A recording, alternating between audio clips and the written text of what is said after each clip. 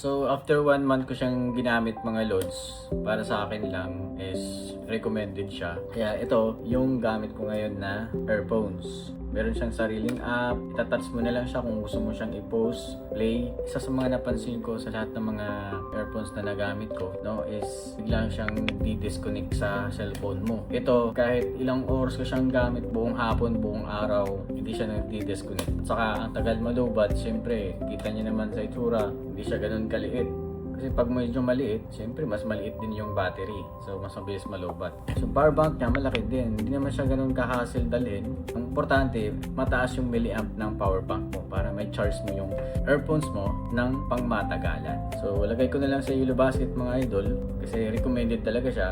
Alam niyo naman, pag merong yellow basket dyan sa screen, ibig sabihin lahat na sasabihin ko positive para mapa-check out kayo.